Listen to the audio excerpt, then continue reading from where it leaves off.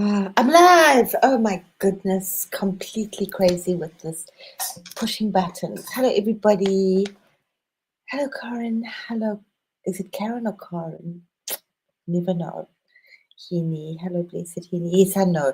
Josh, we did say that we'd do tonight, and I thought it would be just so amazingly fitting that he could come with part of the Ganesha, but we're having Josh on tomorrow, which will be wonderful. So for his work came up today. Friday was the only day he kind of didn't have free. And that's okay. We'll have Josh and we'll do more of Josh. So how's everybody doing in this? I don't know how I'm doing. I'm doing interesting.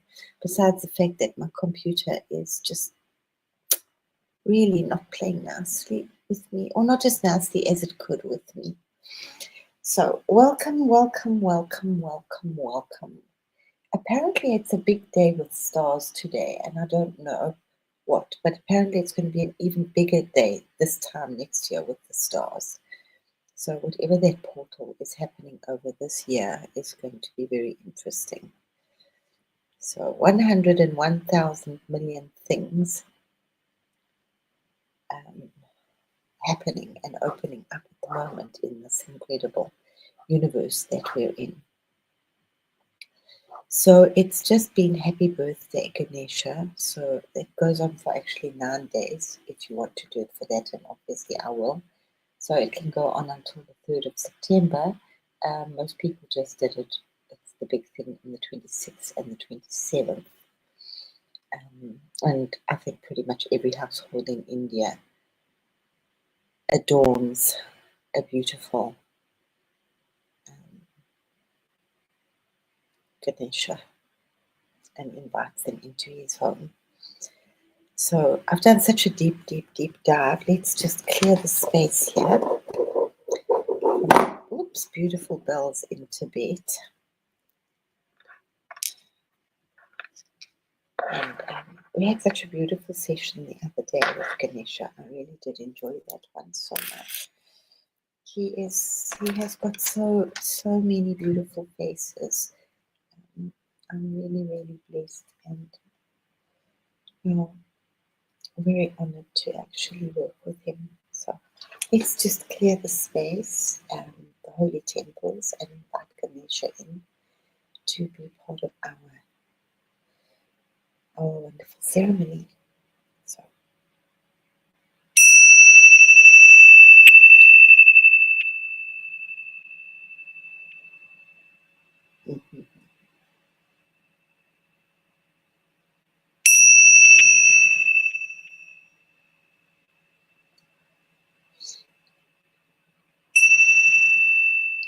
I'll leave that little soft one. Sometimes Ganesha is just a soft little whisper too. So this is the guy that wears, I think, pretty much every single hat that there is to wear. He's like an uber god, He's like the big mahula. And the more that I kind of dive and question and meditate upon it, the more this magnificence of Ganesha unfolds. And I've mentioned it every time that the last thing I really think about Ganesha being, which I should invite him in to be, is the remover of obstacles and like for wealth creation. I invite him in to look after all sorts of other things. But that one I'm kind of sadly lacking. It's really weird. I don't know why I do that. I have to really remember. You have to really remember a lot of things. So we went over like his interesting little birth, and the more that I think of it, it's like it's such a Christ type story. Another one. It's like staring at us. Hello, beautiful Himi. Thank you for being here. Sorry, I do start at 6:30. I know it was like a couple of minutes late. Oh, thank you for the roses. They've got Ganesha. I bought Ganesha red roses. So thank you so much. We will absolutely appreciate them. So we've just cleared the space. And I know Josh is not on tonight with me, but we will be on tomorrow. I had thought it would, as I said, it would be nice and fitting for him to have shared, because he's, without hardly ever create a Ganesha without thinking of Josh. So you must know I think of Josh a lot, because I have like quite an absurd amount of absurd Ganeshas. Yeah. And then, of course, when we let PG loose with Ganesha, he got googly eyes and all sorts of other fabulous things. But I've been doing so much meditating with Ganesha, and it's such a deep dive into him, and it's taken like another turn. And yesterday the day before, because it is Ganesha's birthday time, and I will be honoring it until the 3rd of September. The big thing is just for the 2 days, but it is until the 3rd of September. So I will actually talk more about him and how he got resurrected. Here's that word. So the more it's like, it's just kind of another one of those interesting dive things that are just blowing my intellectual mind or my knowledge or my spirit. I don't know. I suck the stuff out. I'm just meditating. No, don't want to know what's going on out there. It's just such another Christ type story, which has been staring us so full on in the face. But nobody's really seen it as such, because here he was made by his mother, conceived alone, without the father. He was molded out of her body, so out of her DNA. What do they call it? Parthenogenesis or something? Parthenogenesis, where women can have spontaneously are pregnant. They don't need a male. It has happened. It's not that common, but it's not uncommon. And apparently lizards do it quite a lot, which I find like also totally fascinating, because they're part of the original creation. Part of the first creation. So the woman doesn't need to have a man. I'm not sure if there are any other creatures, besides your unicellular things. I did enjoy biology. Biology was such fun. So yeah, Ganesha. The kahuna of kahunas. So there we have this like Parvati, who's created him from her body, from her DNA. The story goes it's from the clay on her body and the turmeric and the cinnamon and the sandalwood. She must have had a lot. And she created she molded this little creature, and she breathed life into him. She could do this, it's not so complicated. My deep meditations in this is that she knew Ganesha, or some this creature wasn't called Ganesha then. She knew him, because she'd spent like eons meditating in silence. And when you fast and meditate, you start seeing things whether you like it or not. So she'd done more than her fair share of just eating leaves and bark for years. And that was her, because she wanted Shiva. She was the reincarnation of not Shakti. Don't worry about the name right now, but I think you know who I mean. His first wife, Sati, who just blew up. I love these stories. I take them quite literally, but I also take them as a much deeper meaning. But I do like to look at them totally literally. They're just they're so totally plausible. Okay, when you staring at it in plain sight, and you just open like a little window and you say, okay. So a little while ago, PG was also doing his serious boob things, his octopus creature type things, and I dipped down into like Avenue with Ganesha, and it was, oh my God, where have I got to? Where am I going? Angela, hello, beautiful. I love Angela. I feel like the angels. So I'm just talking about like, what hat does Ganesha not carry? He carries every single hat. I said the other day that maybe the only thing I could think of him not being the god and protector of is sex. But no, they bring him into weddings as well, because obviously they're in obstacles. So it's very popular for them for people to get cards with Ganesha on as a wedding card. But yeah, I mean they've got enough gods and goddesses that deal with that. So Ganesha could, but otherwise he's been blessed. He was blessed with absolutely everything. But so this is my little life trajectory at the moment, and I'm really like digging deep and writing about it and expanding it, and let's just see where this goes, because I'm like on quite a mission right now. That this is yet another Christ Immaculate Conception story. And the deeper story is that she first asked Nandi, who's the bull, the sacred bull of Shiva's, to stand guard and not to let anybody in, because she just wanted peace. She wants to. What do you? She just wants to be alone sometimes. Just give her space. But of course, when Shiva came back, he just let him in. Now, where does Shiva go? Shiva goes off into deep meditation. He's like a really weird guy, and this was why he was rejected hugely by Sati's father, because he was like this marijuana smoking crazy dude that had this hair all over the place. He wasn't like polished and kept, and he had this crazy troop of gunners. They were the Misfits and the cast-offs. And I mean, it's really difficult to figure out who the gunners are. It's a very, very deep dive, okay? I do believe that they are primordial spirits. Some of those really, the Misfits, the rejects, PG's drawn quite a lot of them.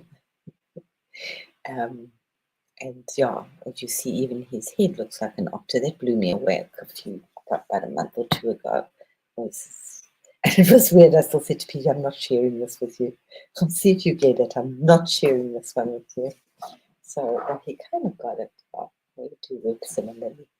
But it's a very, very, so yeah, yet again, back to this Christ story of Ganesha.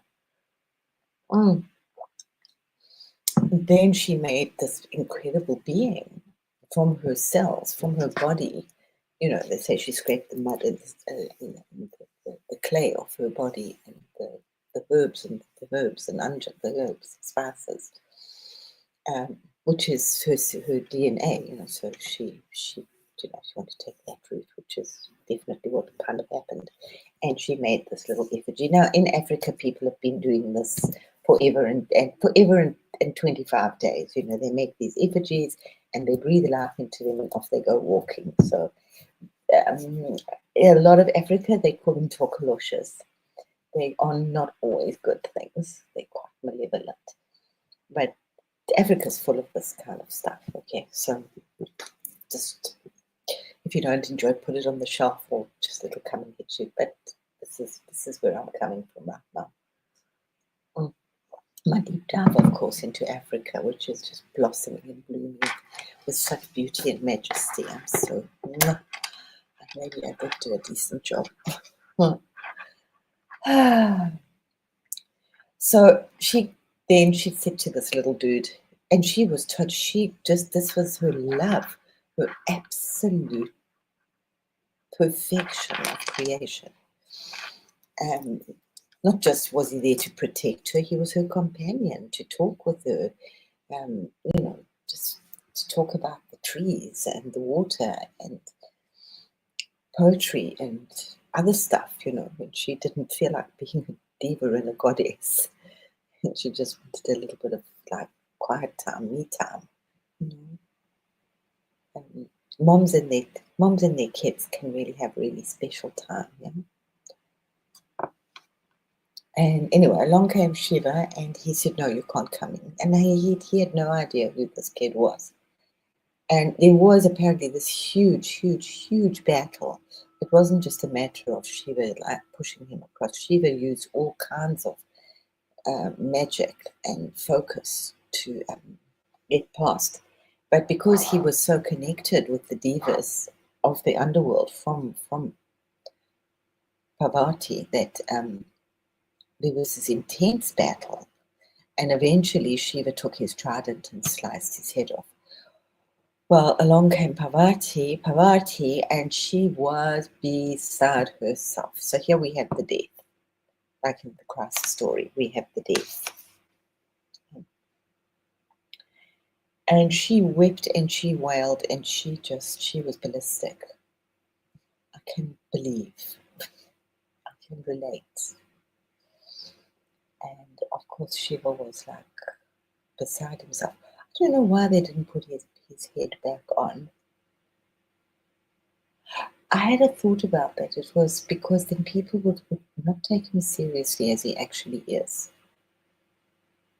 So he's actually more approachable. I think if he had a human head, it was just one of the thoughts I had. If he had a human type head, well, it's just saying that he is this huge like creature.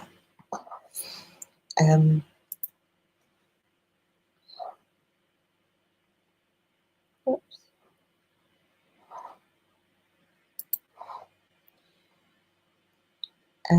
Sorry, where was I? Oh, she giant chopped off her head. Ka-dunk. The story is, that's what I wanted to do, was to find the word for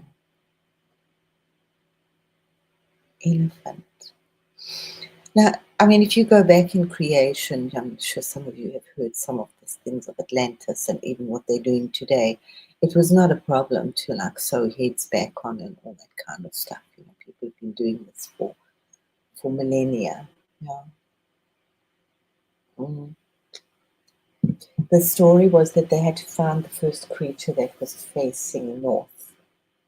That's part of the story, and that is the story in the, it's not the Vedas. What do they call it? It's the other thing where they just. But I'm busy reading through those to dig deeper into it. Which the elephant head also has got so much significance. It's like a huge. It's a deeply feminine power. It's a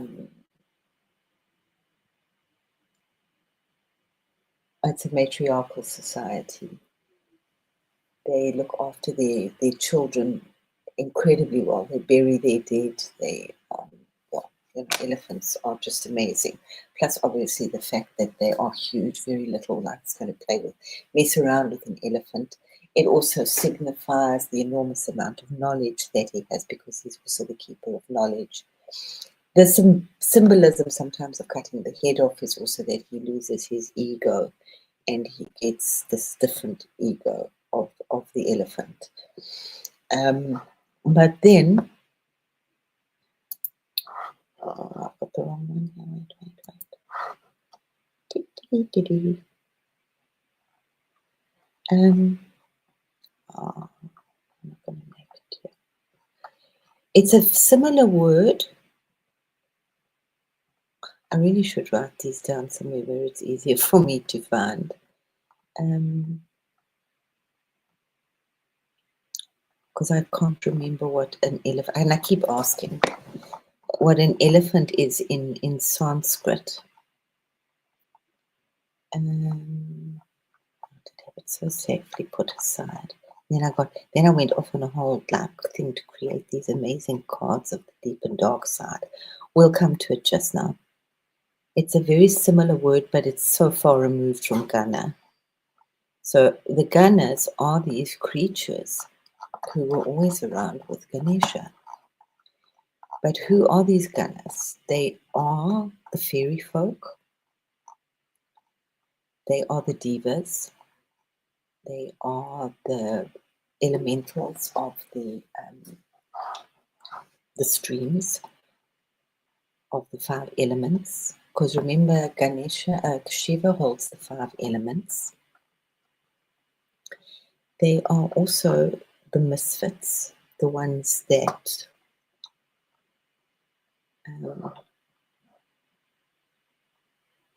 were rejected, the rejects.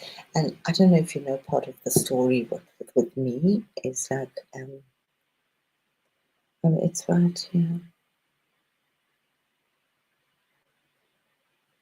Mm.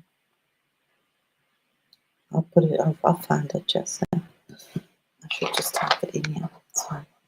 I've lost my train of thought. Click. Oh, who are the gunners?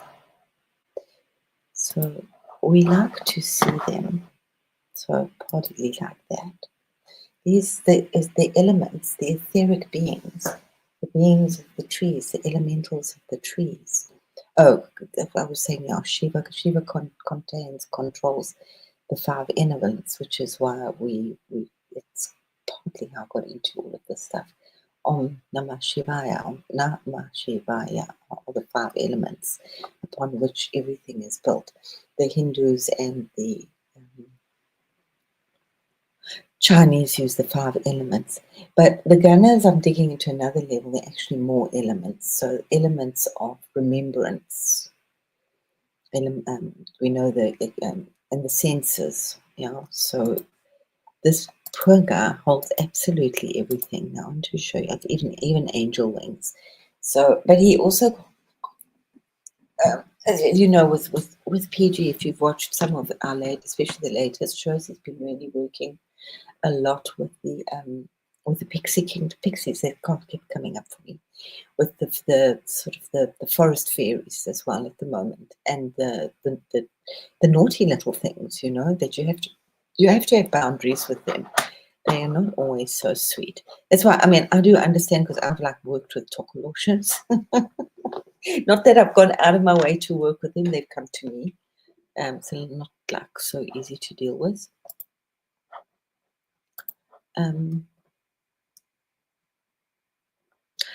Beautiful Ganesha, yes, Grace. We're dealing and diving into another aspect of Ganesha, which is, well, it's not. It's the aspect that's just so, when he had his head chopped off, and then he was told that he was going to be the Lord of the Ganas. But who are the Ganas? And the Ganas are pretty much everything, and that's what Ganesha holds. Absolutely, he's like one of the highest creator gods around. If you just stop and think that he actually controls and holds the Om sign. So he's holding the Om sign to all the very beings. But I'm also relating this, how this is like another resurrection story. So off he gets his head chopped off, and he goes and he meets all these Ganas. So it's like going down and opening up, having the keys to the underworld, and in there are all the misfits and the rejects and the wonderful things and the seas, everything. He's got the keys to heaven and hell, because now he has a Ghana head, and I don't think that his head was as such an elephant head as actually a Ghana head. So in some of my discoveries, the Ghanas, as you know, are also, keep finding stuff. I've got too many things and I can't figure things out. My brain is so not working. Yeah. So this is where I'm tying all this stuff together. So we like to think of the elementals like this, that he's like this beautiful Ganesha, the guardian of the bumblebee, and the animals as well. He's a guardian of animals. He controls the whole shebang, plus the rainbow, if you're going to go with the Kundalini, which I'll go into a little bit more deeply next week, because it'll just be too much to deal with now. I say just the fact that this guy, he holds the Om. He holds the Om, the whole symbol, the creation, the primal sound of creation. And please, I'm just begging everybody, for your own sake, please be humming. It is so important to hum. Or do mantras, but just hum. Hum. So, yeah, and there's the divas of the crystal kingdom. There's the divas and the elementals of the sea, of the air.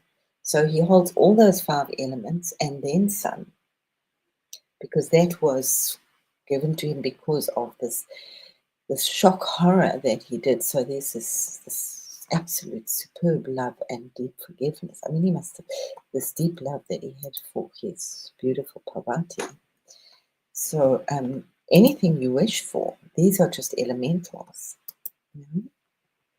These are what we see, or it's the Shekinah glory. It's the elementals, it's spirits, good ones, but they also the other crazy ones. But they've just like, that's, you can do the boot thing, which is really great.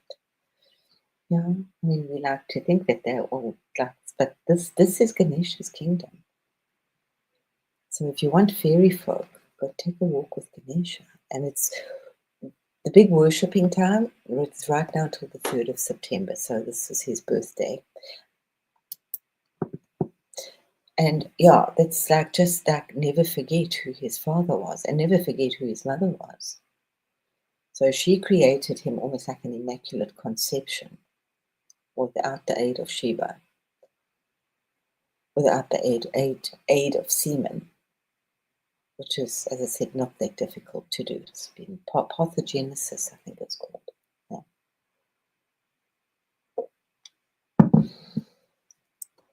And to his father, I take it that he would be his father, What did Jesus say? I'm the Father of one. So I should imagine that's like putting on the gunner head, not an elephant head. An elephant is related to it and looks a bit like it.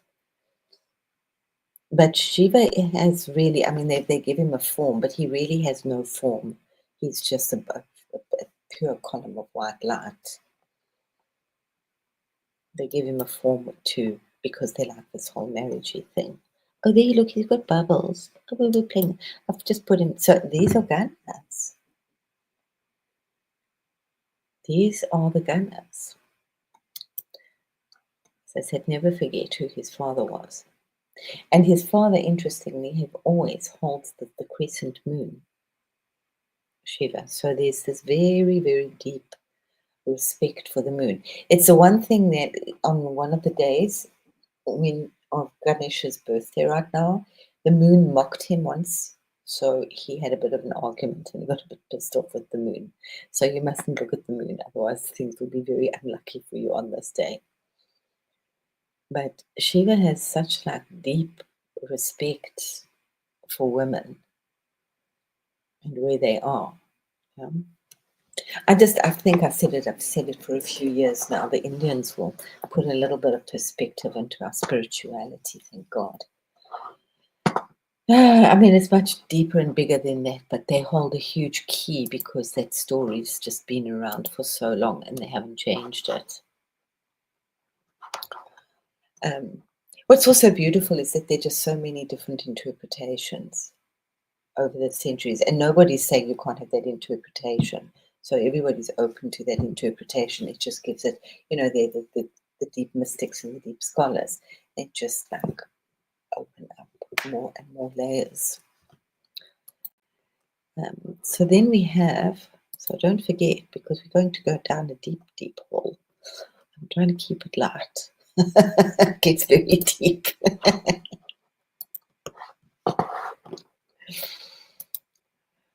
So these are your Ganas. These are your primordial creatures. I'm not sure. I honestly don't know what's come, how they got here. We'll get to it. A lot came with Sirius when they arrived, and that we can go looking at the Dogon tribe and the sacred serpent, who Ganesha also holds. It says, what does this guy not contain? He holds, it's not Rahu. It's one of the planets. It's actually your north node. Your south node, sorry. He holds your south node. And they also call that the tail of the serpent. So this, for me, this came up like a couple of months ago. This is Ganesha's head. Just something interesting to think about. It's not just an elephant head, though the elephant is very beautiful. I mean, if you're going to stick with it, absolutely, there's nothing wrong with that story. You know how those things where you go deeper and deeper and deeper, and none of them are alive. We're just going deeper and deeper and deeper. So, and there's actually an octopus This is from the Dogon. These are the water beings that came to Sirius from Sirius, and they created. They were serpentine beings as well, and they are also from India as well, where you have the Nagas, and here you have the what they called the Dogo, and they were basically your mermaid people. So there's this, and obviously Sumeria also have it. But it's and Africa is just full of these. That's why they won't give the Africans back their statues, their old carvings, and they're not on view in any museum. They're hidden far away. It's probably in lead-lined buildings because those things are alive. For the African people, they have no problem pouring life into an inanimate object. It's not a big deal for them. Takes a little bit of learning, yes, but it's not a big deal. So that we're moving into the cities here, which the cities which I want to do, but I'm not going to go. There's 23 cities which are, levitation, walking on water, healing, making yourself heavy, manifesting out of thin air. So these are these incredible beings. For me, I think that there was a problem. There's 3 Siriuses, Sirius A, B, and C. And the Dogon talk also about Sirius C. And they messed up a little bit. They came here looking for this incredible gold stuff. They want the gold dust because it's like the essence of creation. And it just comes with the essence of love and humor. It's not necessarily the gold that comes out of the earth. Have we finished with my people? No, I can't have. See, these are those fish folk. I remember telling myself, I can't take the smell of fish. That's over the fish for now. Not over the fish, absolutely not over the fish.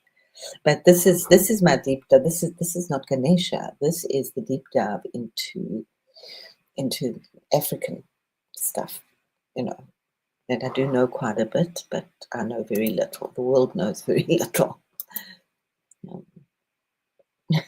Big rabbit hole, this one, Angela. So, yeah, just, Grace, yes, indeed. We need to be smudging lots.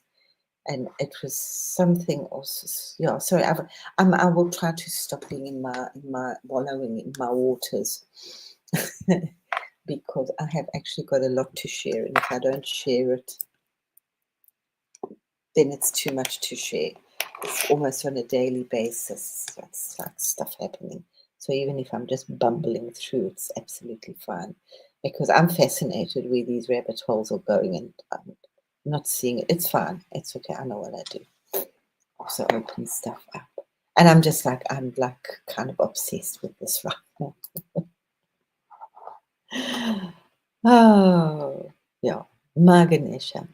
So I think why I relate, why this is like really, the universe is like beating so hard right now is because it was one of my big screams at God a little while ago.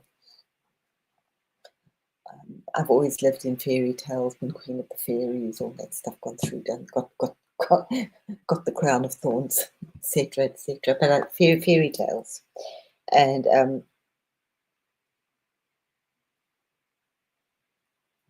the Piper of Hamelin. There are a lot of fairy tales that are like really like these are not good stories, Why couldn't they feed the little match girl? Because the next day was Christmas, and she died with her matches. And she would have been fed the next day, which was Boxing Day, when the rich had eaten all their food. And then they would take it in little boxes and give it to the poor people. So, but why didn't they feed them before? The Muslims feed people before they celebrate. So, it's just like, well, all eat at the same time anyway. You don't have to martyr yourself, but at least get things in a better perspective. Yeah. the greed of this. Anyway, we won't go there. We're not looking at that today. We're jumping right out of that. We are soaring above the roar, as Ganesha did at one stage when things got a little rough. He can do anything. He's just absolutely fabulous. I mean, he really, really, really does everything. He's like such a Christ figure. And right now, he's definitely leading, for me, he's leading us into this and protecting. I'm pulling on the protection so much. Not of our, yes, I should put it on of our beings, but my big thing, carry on and on about the same thing, is the protection of the new children, but the protection of the new knowledge that's coming out, or the old knowledge that's coming out, the old new, the new mathematics, the new science, that it doesn't like get taken by corporate, so that it gets used, and that the right people get paid for it. Yeah, that money goes where it should be going, or remuneration at least, however they're going to do it. Yeah? And absolutely stand there hugely with Josh that everybody should have, we won't say running water because people like to go and collect their water, but easy access to clean water. Not everybody wants a tap in their house. But so we just keep refining. There's a great movie. It's about this guy who gets a thing to wish for anything. Yeah, so it's not so easy wishing to be God, that everybody has enough water, so whatever. So, yeah, but that one must be very careful what you wish for, and especially now when we're creating, because we are creating and working her into being. Our beautiful new earth is to not come from the negative standpoint, but come from the positive. However, this is where my poor blessed Ganesha is still in here, is because, my fairy story, that's where I was, yeah. So there's the Pied Piper and you all kind of know the story of the Pied Piper of Hamelin. So this crazy guy eventually got rid of the rats for them. And then they said it was so simple that they didn't pay him. So he played another tune upon his pipe. He's also like symbolic of a Christ energy. And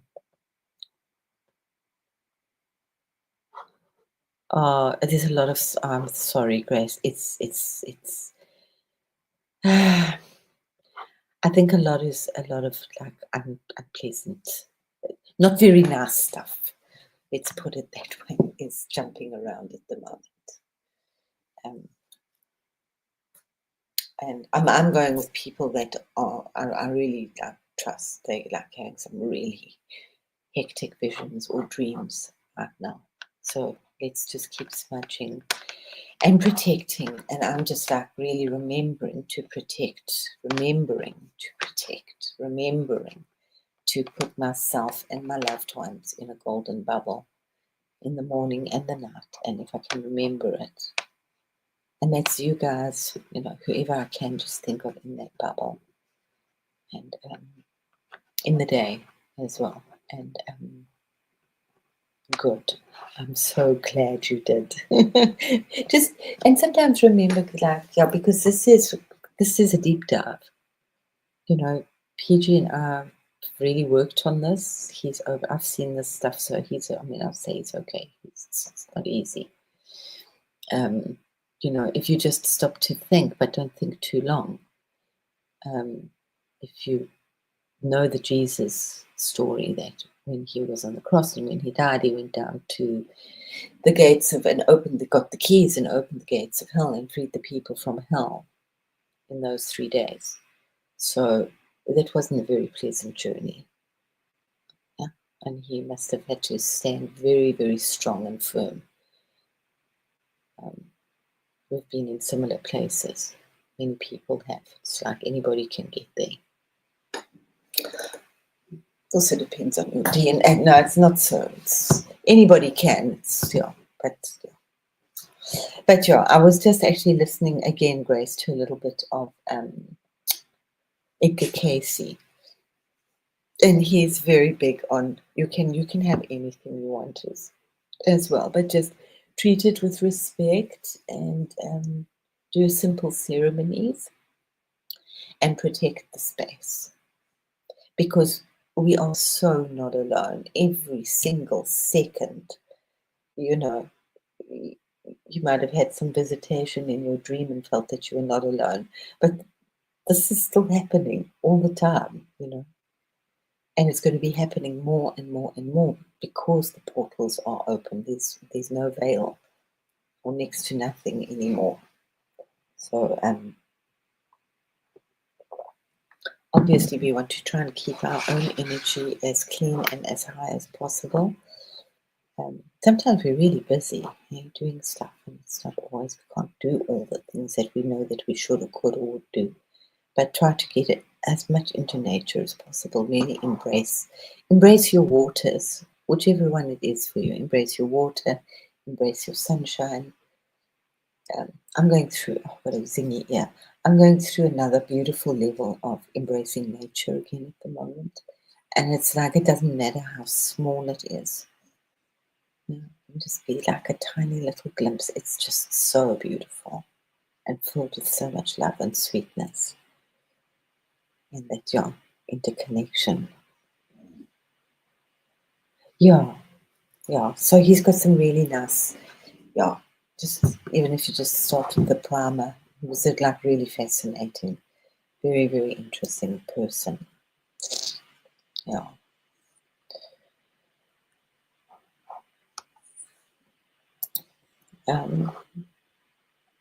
Okay. So the gunners. Oh, sorry, back to my fairy story. Yeah. So I'll get there. So then the Pied Piper played another tune upon his flute, and the children all followed him, and nobody could stop them. And they went into this mountain and poops into the underworld. Now, where's heaven? Is heaven up or down? I asked my Nigerians. They just smiled at me. They just laughed. Oh, mama. Where is it? Is it up or down or in the earth, middle earth? Well, we've got this crazy concept that it must be somewhere else, but maybe it's like really right in front of us. Right, literally. It's just that we're changing our perception as well into this new portal. Anyway, so there was a little crippled kid outside and crying and crying and crying. And when the town folk got there, they said, "Why are you crying? Where's everybody gone?" And they said, "No, I'm crying because they didn't wait for me, and I was slow because I was crippled and I couldn't make it." So I didn't think that was a very nice story. I really didn't care about the town people losing their kids. They didn't stick to their side of the promise, But I was very upset about the fact that they didn't wait for the kid, the little misfit, the kid that had to hop along. So that's why I like the gunners, the misfits. So I think in that version, and we are really just up, not all of us, but a lot of us. Very kind of unique. We're all unique, but we're just kind of really weird. The misfits.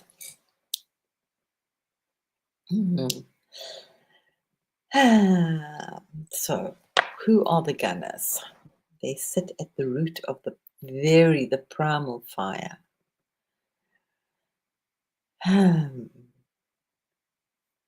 So at the surface, the gunners are described in the texts as a wild group of semi-divine beings who serve Shiva. Boisterous, unruly, sometimes grotesque, Ganesha is called Ganapati, Gana plus Pati. It's the Lord of the Ganas.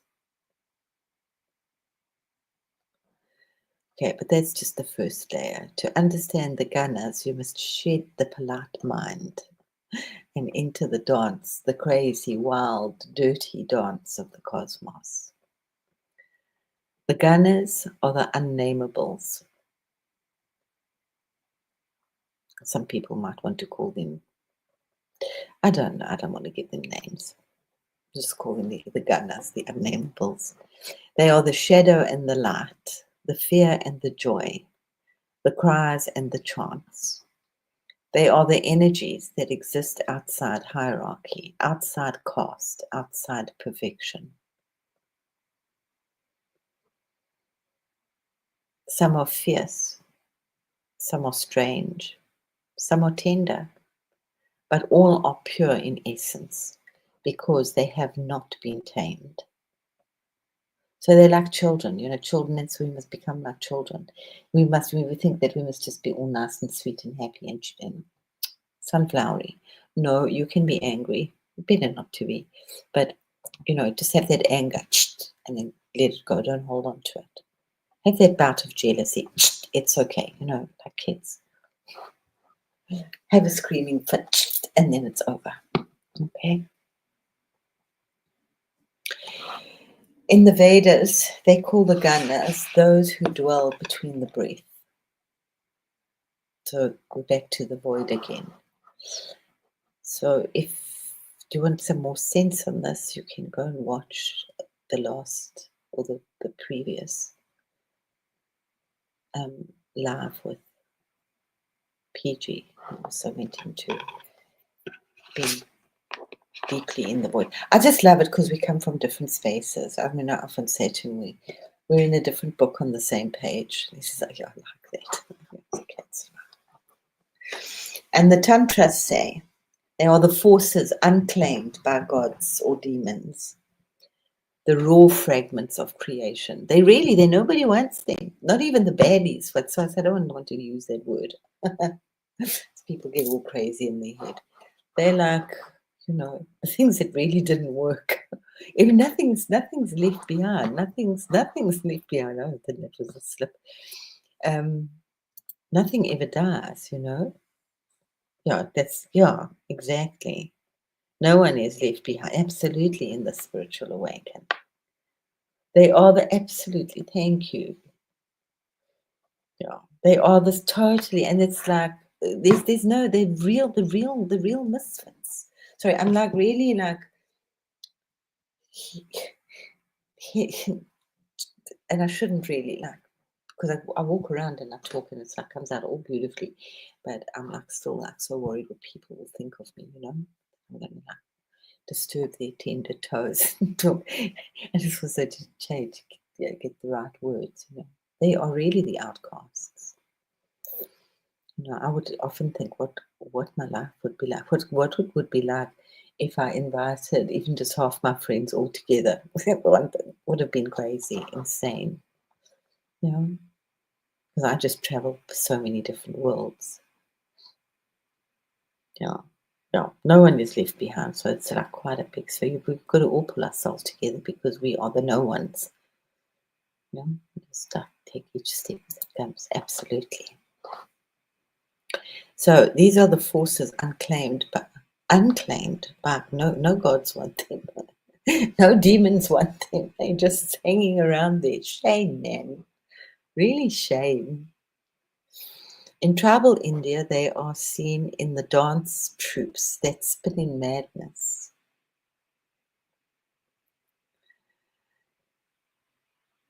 The Bhairava drummers who don't follow rhythm but pulse with earth truth. The Bhairava are an untouchable caste. They hang out. They love Shiva. Shiva wants everybody as well. That's why I say just keep remembering who's Shiva. He's not this beautiful, fabulous dancing god. Of course he's that. And sexy as hell. He's that as well. But he's just a shot of light anyway. Pure white light. And he's forever going off meditating. He's not going partying. He goes off to meditate. And he has all these crazy things living in his hair. But part of that, so those guys with the crazy dreadlocks, that's what Shiva really looks like, and they come out of the mountains like once every 4 years. Otherwise, they just stay there talking to the gunners, smoking bhang. They do smoke bhang, and they do eat mushrooms, soma, and they do datura. But as somebody said, remember, this is this special bhang from the Himalayas. it does have other properties. I also do believe it's one of my things because it grows absolutely everywhere in the world. That marijuana was actually one of those things that fell from heaven as well. It's not from this earth. And just my thoughts about it. Okay, so those are the Barav, and they in the burial grounds. Part of their story is that once long ago, a few thousand years ago, that if you killed a Brahma, which is a priest, and priests are married there's none of this stuff. You can be celibate, but it's more uncommon than not. They're like family people. But if you killed a Brahma, then you were outcast from the city and you had to, from the town and the village and everything, and you had to go and live in the mountains and you weren't allowed to have anything, nothing. You had to actually pluck out the hairs. So I don't know how they plucked out the hairs. So now they grow them into the Shiva hairstyle. And it all means something. Was that to the left, or to the right, or to the straight? They are. I love them. They're absolutely wild, and they spin. Their eyes spin. They completely mashugana. So they would be outcast from the city, from the towns, and then they formed their own groups. And obviously, a lot of people must have killed the Brahmin people, the priest class, because they were enough. They weren't just one or two. There was a whole troop of them. Yeah. So the only thing that they had, their bowl was a skull, because they could not own anything. So that was the bowl that they ate with. Yes, sometimes they do eat flesh, but it's not always. It's part of the initiation that they have to sit on top of corpses. It is a very, it's what I love about Hindu stuff is it's open. It's not like the Western stuff. All the Eastern stuff is open to the Tao teaching. If you're doing the darker arts, it's also reasonably open. It's not completely hidden, like behind closed doors, demons in stairways down like dungeons, and then one day it's opened up. These things they're known about. Same as in Africa, people know about the Nyangas. You have Sangomas, which pretty much everybody's a Sangoma, which is a healer, a herb healer. And then you have Nyangas who are Sangomas to the highest degree, but then they've taken another degree and they work with different arts. Not necessarily the dark arts, but sometimes I figured that with Feng Shui, which was really maybe such a phenomenal thing, was that what you build up, if you take it away, you can create really, really crazy stuff if you know what you're doing. Yeah? So you can, so the fine line of working with manipulating space in a negative for your own good. So that's Edgar Cayce's, I think, also talks about that. I was just listening to that. It's but it doesn't matter. We shouldn't be coming, and as I've said it for lots and lots the last few months. Try not to be neurotic and hysterical about it, and just keep asking Ganesha to protect the opening of the sacred spaces in the temples, because a lot of this stuff is formulas. It's got nothing to do with heart. So you just need to know how to do this stuff, and all this magic is coming out.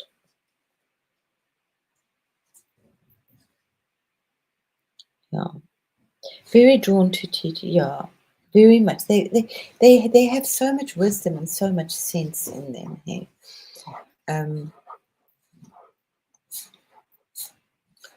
When I did my spiritual awakening, it was very dramatic. And then many years later, I went to the Hindu temple with a friend of mine. Would go quite often, and we went, especially obviously for the ceremonies. He liked to go gawk, but they do that. I can't remember. I have to also look it up. They do that ceremony where they pierce themselves and they suspend themselves, and they put hooks in and they put like swords in their flesh, and they don't bleed. And there's lots of people doing that. It's not just something. So we went to that festival, and it's quite interesting. Okay, a lot is so beautiful. A lot take on the element of the snake, and they'll transform in front of your eyes, and then they will bless you. Okay, so it's just open and it's very sunny, and they do the prayers, and then they ring the bells, and then the next thing these people literally change in front of your eyes. You can, I don't say they're demon possessed. They are just, well, that's part of what your CDs are also, is being able to possess a being, right? To take over somebody else's body. We'll talk about the cities. It's sparkling. This, guys, we were in for a big ride. So the sooner that you just like know, okay, this is okay. We're not running back to somewhere like this, So we're saying, okay, we're just going to hold our ground and just put more light into us and put more light into the ground. I'm grounded in the light. I am grounded in my I am presence. I'm so glad that I hope he does it soon, because if he doesn't, I'll help him through it. He doesn't have the time to do it, Josh, with the I am discourses. It's really important. The I am that I am. And it really works. Okay, and just like I am one with every man, woman, and child on the planet. I am God, I am light, I am protected. Whatever comes out of your mouth. Yeah.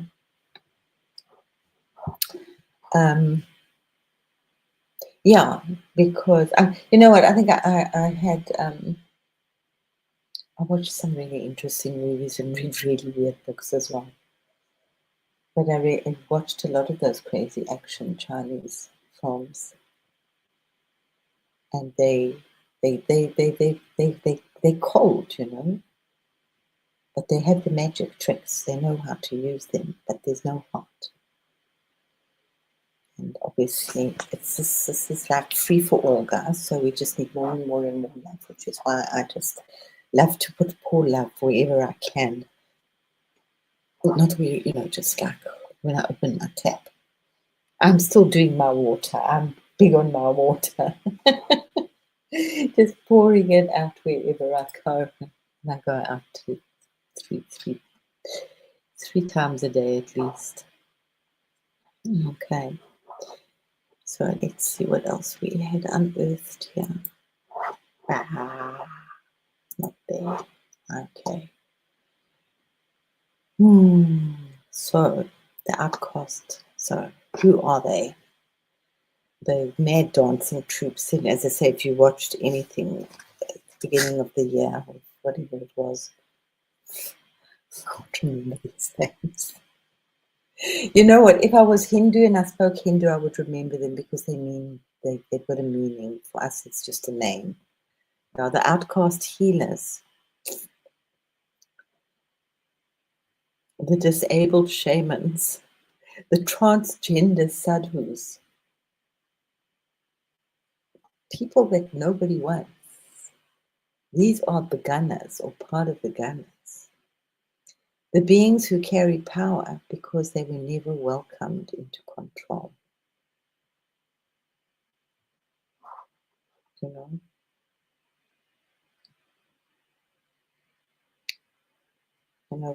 We know way too many stories of people whose art wasn't accepted in the galleries, and they went off to be a dictator.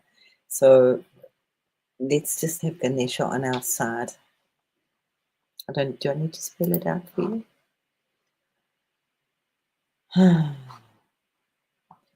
Yeah, it's a very deep. I love it. I absolutely love it. Yeah, it's very complex, but very simple at the same time. Yeah, and I love the thing with the Buddhists tame their demons. And who was it? I'm just can't think of his name right now. But he had the secret to do it, and he buried it because he said the world isn't ready. And like, I think 700 years later, they found his writings in a in a in a in a stone thing, in a whole pile of stones, and they were all his writings. Oh, Angel, look, we even got angel wings. Angela and angel wings. Somebody's loving me. Thank you. Oh, angel wings. Welcome, welcome to the Misfit Show. This is going to be the Misfit Show for a while, so tighten. We don't wear seatbelts. We just do this. So the beings who carry power because they were never welcomed into control. So blessed Shiva is the master of outsiders. Shiva, the ascetic god of death and silence. So don't forget who Shiva is. He's the lord of destruction. He dances destruction. But he's so passionate. I mean, wow. When Sati died, the gods had to step in. The world would have been destroyed. He loved so deeply that Vishnu had to take the body away from him, rip it away. He just howled. The earth, they were really worried. And then he went off and he meditated for thousands of years. And then the gods got really worried again because all sorts of poop was happening because he wasn't around. And remember, he's nobody. He's light. He doesn't really have a form, though he does dance. And it's that beautiful sensual dance that he does with Parvati. He's very sensuous, deep.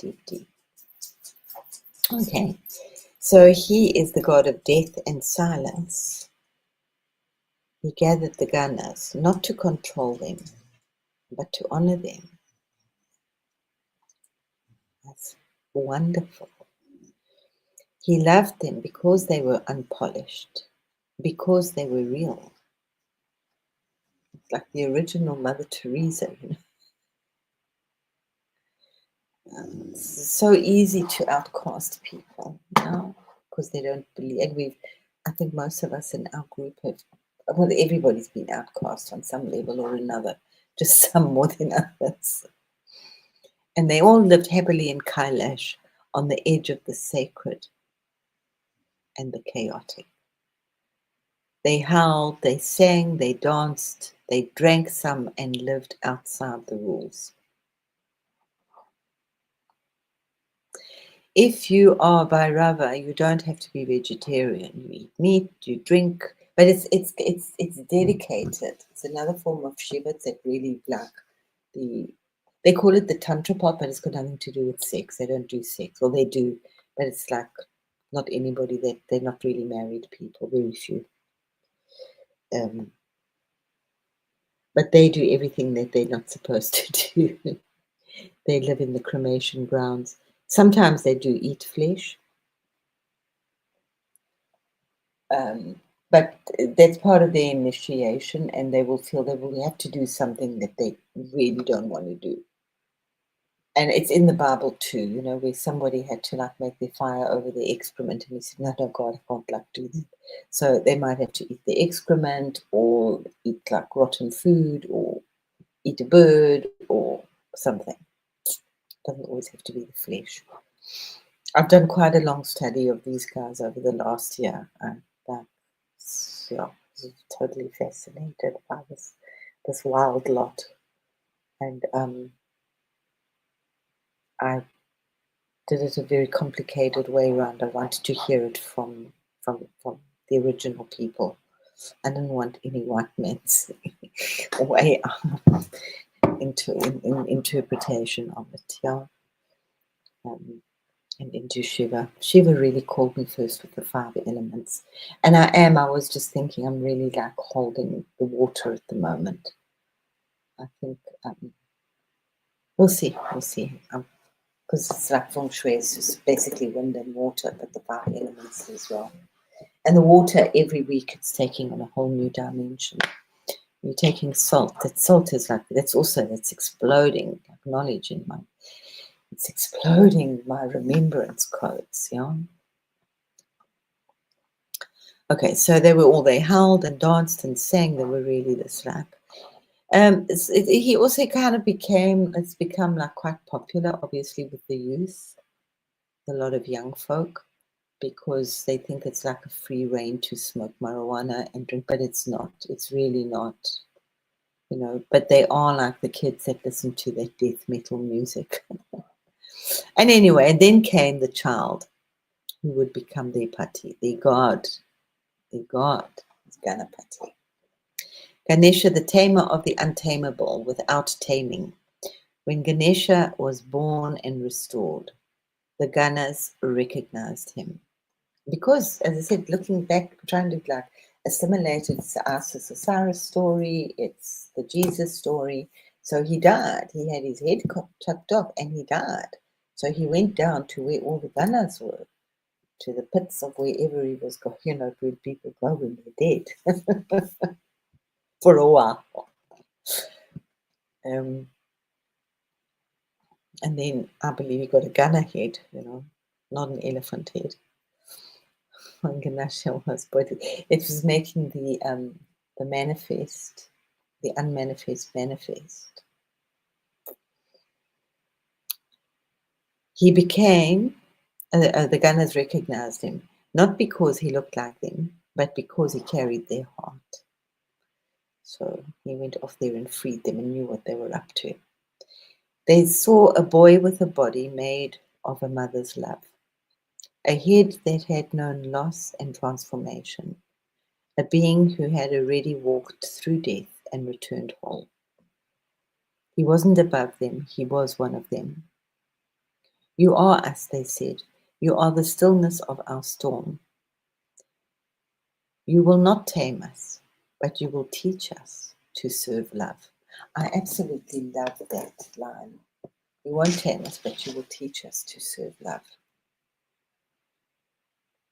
And so Ganesha became their lord, not by power, but by presence.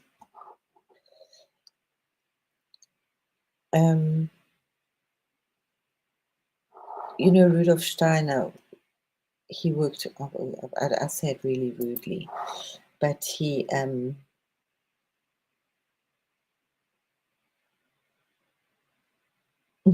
well done, dragons. Cool.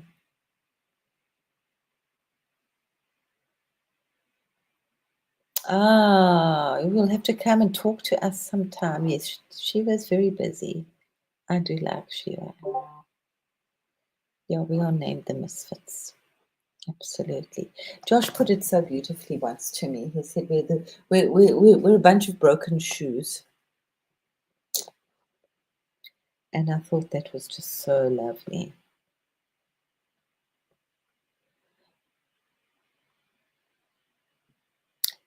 A lot of the tunes are so catchy. That's just what I love about the Indian stuff. If you go to a disco, all I am. If you go to a club in the Indian sector, they dancing to holy music, and it's not sacrilegious.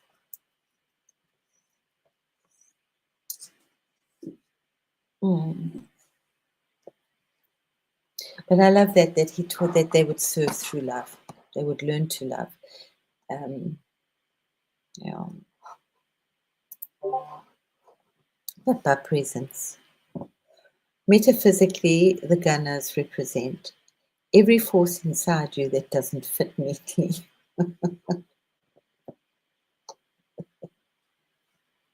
So I have a look around. What doesn't fit neatly? Oh, my lordy lord. The anxious one, the weeping child, the laughing rebel, the horny goddess, the offbeat heartbeat.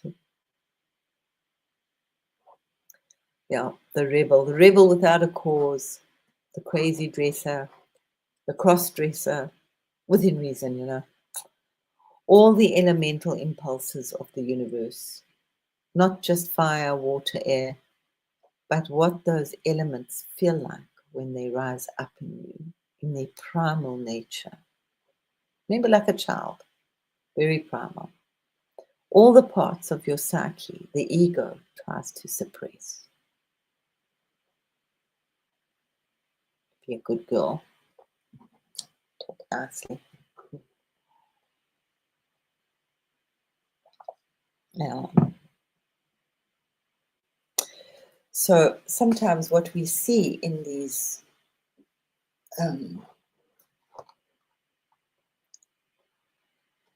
what are they? sadhus. Sadhus, yeah.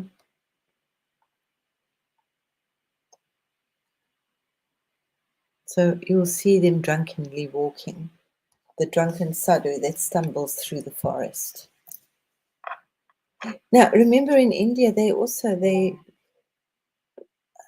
not respected, they're not disrespected, they just are, they have a place. Yeah. It's not like in other cultures.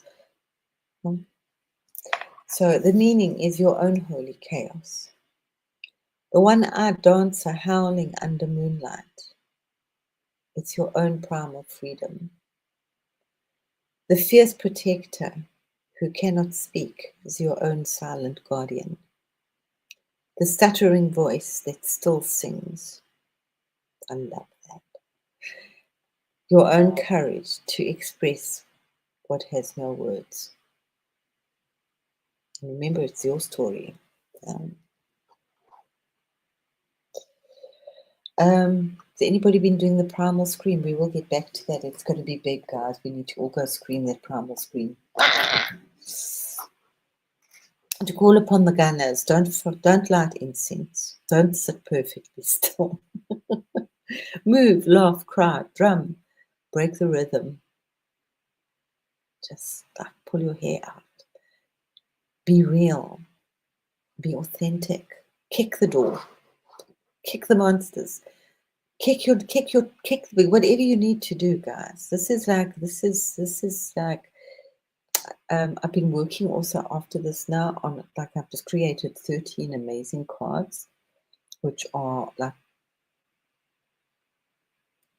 they're kind of dark. They're not really, it's just like cut the trauma quickly. You know me. It's like enjoy the trauma and make it your power, because we have to like embrace those sides of us. Anyway, whisper to the beautiful, break the rhythm. You know, that's a lot of the African ways, that's how they do it, is with jumping. You know, they jump, they spin, they break the rhythm. You can breathe as well. You can also walk up and down the road, breathing up and down gold in your body. It really works. But whisper, come, wild ones, I offer you a space inside me. May your madness become my medicine. May your howl become my prayer.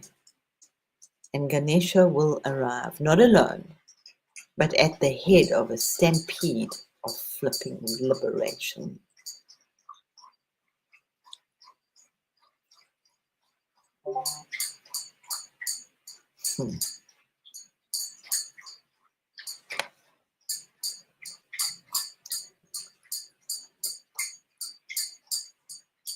So I wanted to see here, what are they called?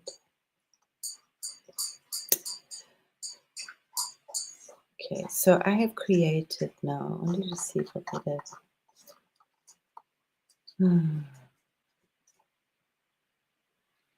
So it's definitely not the sweet meditation that we used to.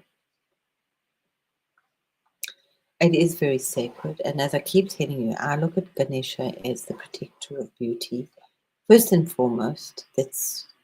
But he actually holds everything. Saved a white elephant in my dream.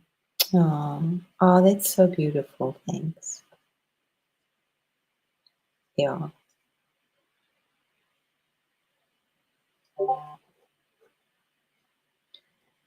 Yeah, the music is, I like the music. I like the Indian chants and things. Most of it.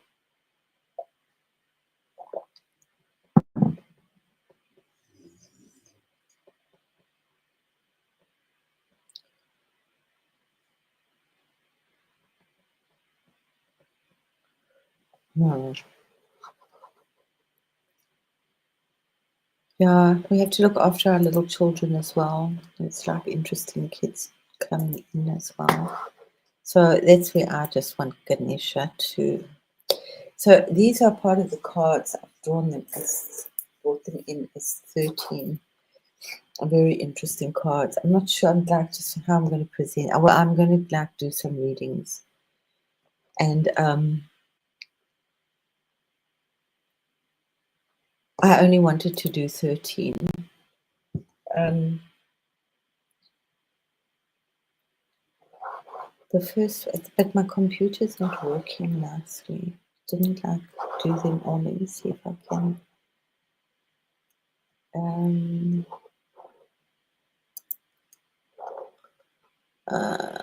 Let's see. I got quite a shock when the first one came out. Can't share it.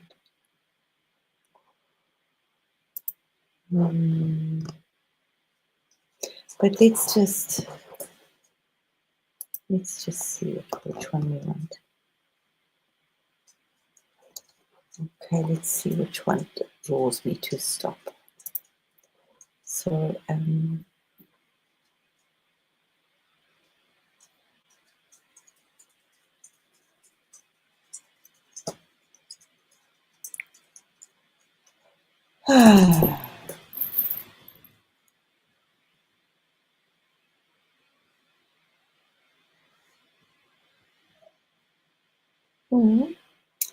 So just a little bit here on the wild tribal story of Ganesha, Lord of the Ganas. So long before the temples were built and the mantras recited in Sanskrit, there was a jungle, a real one, full of heat and moonlight and madness. And in that jungle lived the Ganas. Not gods, not demons, not humans, not animals, but all of it. Outcasts, shapeshifters, the unwanted, the untamed, the wild ones. They laughed too loud, they danced without rhythm. They didn't bow to kings, they howled at the moon and healed with bones and songs. No one ruled the Ganas because no one could. But then came the boy with the broken tusk, the elephant-headed one who had died and come back, the one who had known rejection and chosen compassion instead. He walked into the fire circle of the Ganas alone. He did not command them, he danced. Slow at first, then faster, he spun and roared and stormed until the earth cracked beneath him. The Ganas froze, then howled in delight. He was them, not above, not below, one of them. And so they made him their chief, not because he ruled, but because he understood. From that day on, he became Ganapati, Lord of the Ganas, patron of the Misfits, protector of those who live between the lines. So remember that Ganesha answers the prayers of the wild-hearted, not just the pious. He blesses the broken, the loud, the lost, the ones who don't fit in. He clears the path, not by making it straight, but by reminding you that the crooked path is sacred.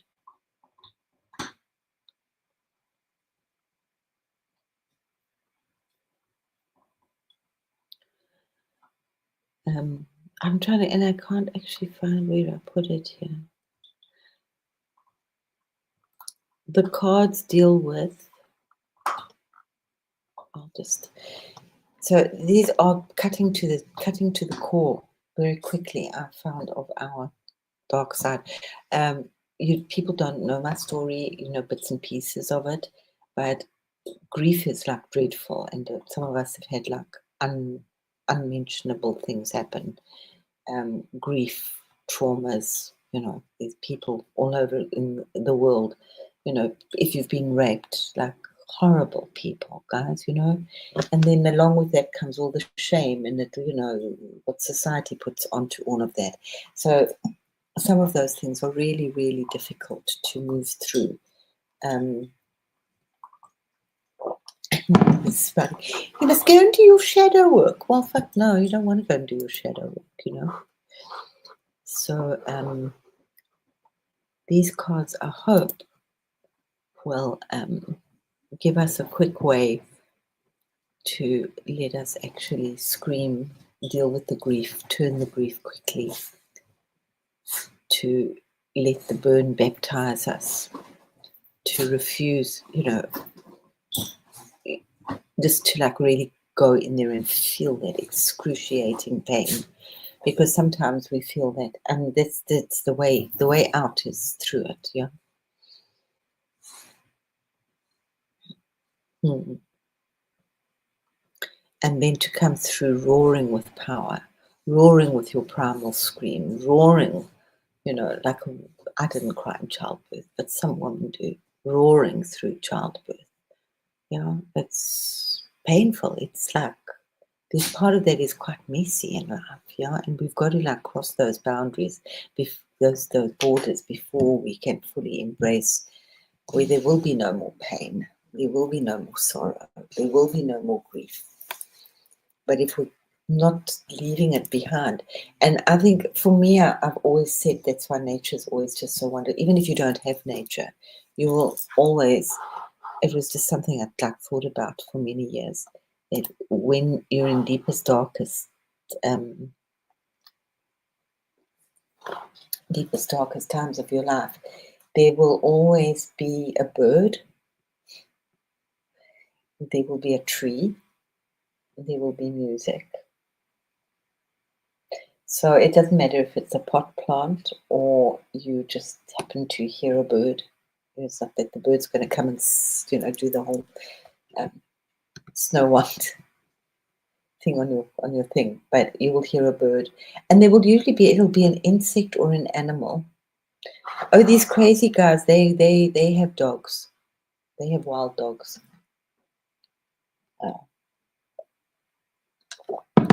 So I'm going to go. I'm not going to do it now because it's like I wanted to act, and I couldn't like download all the pictures. And I'm like, don't know where I'm sitting with all my pictures. She is. Let me just tell you who she is. She is the bone dancer. She wears the skulls of our forgotten selves, and she dances memory back into the body. If you're not dancing, just do that shake. There's that wonderful, it's a Tai Chi thing where you just shake the body, and it's really good to prepare that spine and that body before meditation. It just gets the body ready for meditation, and we really need to be doing meditation. Some do get it without meditation, but meditation is the kind of easiest way. I just read this is the great bell ringer. This is so pretty as well. It's the wild bell. It breaks the illusion with our sound. It cracks open false peace. So we're in for a little beautiful ride.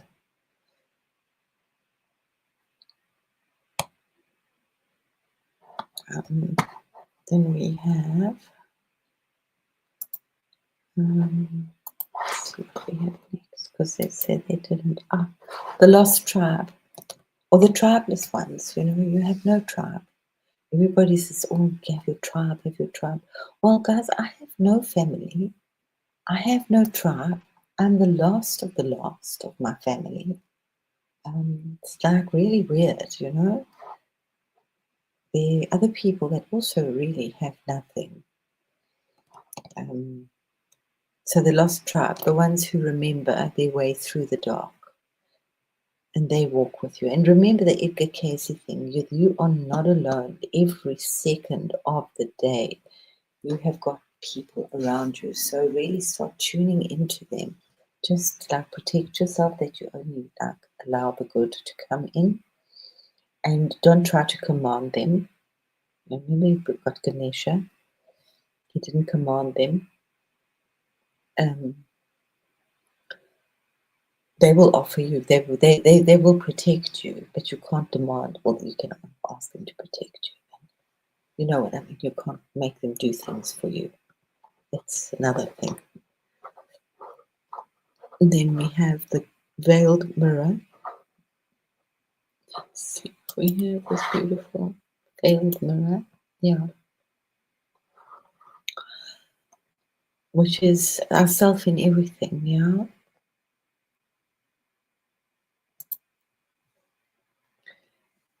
And reveals what you've refused to see.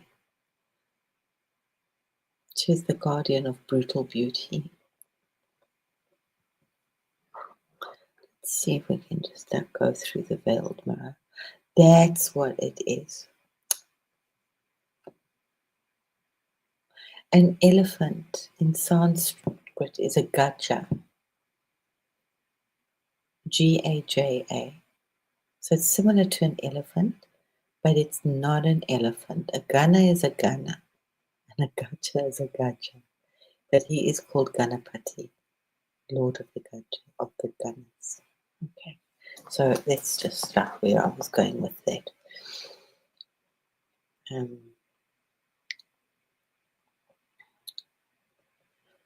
I mean, I think especially as he's just so sweet for children. All Indian children are brought up with the sweet little elephant Ganesha. He does take so many different forms. As I say, he has at least 32, and I'm about to give him more now. Okay, so let's see what that, while we have one up there.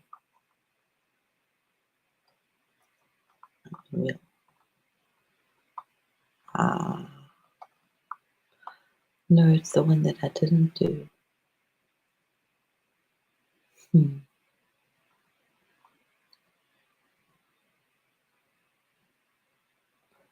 Okay, let's do this one.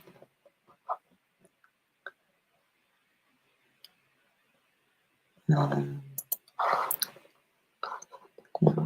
think if you talk with women particularly, is that not beautiful? It's like a crown of thorns.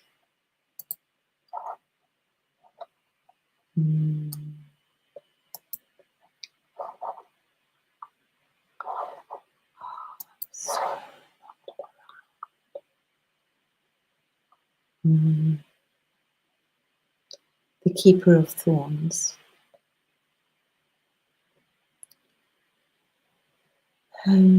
Yeah, so I was going to do the molten womb. I'm sure we've all experienced sometime when we've been in trauma or whatever, and somebody will say, and they'll tell you a secret that they've never told anybody. Yeah. Women in particular, and I think men too, walk around with a lot of broken dreams and a lot of broken hearts and a lot of incapacity. I'm going to share it. I'm going to share this with you actually because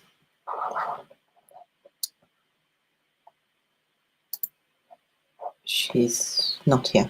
We wouldn't know. Yeah. But when I was in hospital, I would go in and out with my eyes. I lost my eyesight. And this is other woman there. She was brilliant. Very, very, very successful woman. We were like really two girls behaving badly, smoking, being absolutely raucous, like Sincilian teenagers at school. But we would also have incredibly deep things. She was in the film industry, big time, very big time in the film industry. And she said she smoked quite a bit of dope, and she was going through these pain. People were like just falling into hospital with panic attacks, and I understand why, because they had to like give people, like hundreds of people, like make them retrench them, etc., etc. Anyway, she was going, but anyway, it doesn't matter why she was. But she was speaking about her child, who she had a couple of miscarriages. And then she had this child who was absolutely wonderful, but he was, this is not in the old days they'd call retarded, autistic, very autistic. And he actually had special schooling, but he could cook, and he was just so full of love. He was so, but her whole thing, she said, I've never, like, she had such problems in her marriage. I mean, he loved her dearly. But they hadn't like been intimate with each other for years. And she just said she felt like such a failure that she couldn't make good babies. That was her big, big pain. So a lot of women will sit with this deep pain, and that they've never spoken to anybody, or if they speak, haven't even spoken to a psychiatrist. So I think you're getting what I'm saying, or that there's been rape, or that they had an abortion. So much. Women really carry or abused by their father or by their cousin or way too many stories that we carry with us. But let's just look at the keeper of thorns for today. Okay, you have walked through the fire, and your skin remembers. You have bled, sometimes silently, through heartbreaks, betrayals, and impossible goodbyes. The keeper of thorns is here to whisper, not all wounds are curses.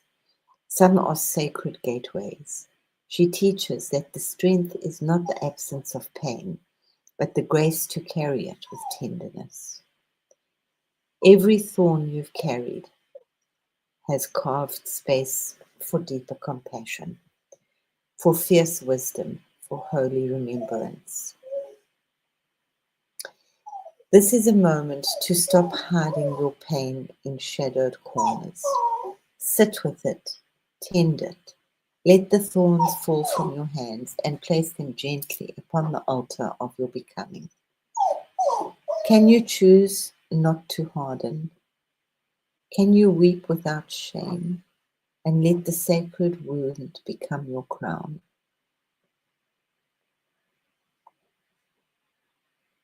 So the ritual, you could create a small ritual space with rose petals or dried thorns. Whisper to each one a memory of grief.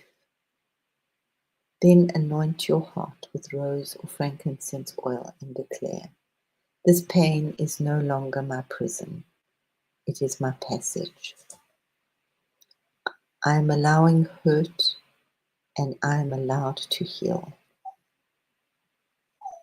My wounds are not weaknesses. They are wounds of wisdom. I walk crowned in the beauty of my truth, soft and strong.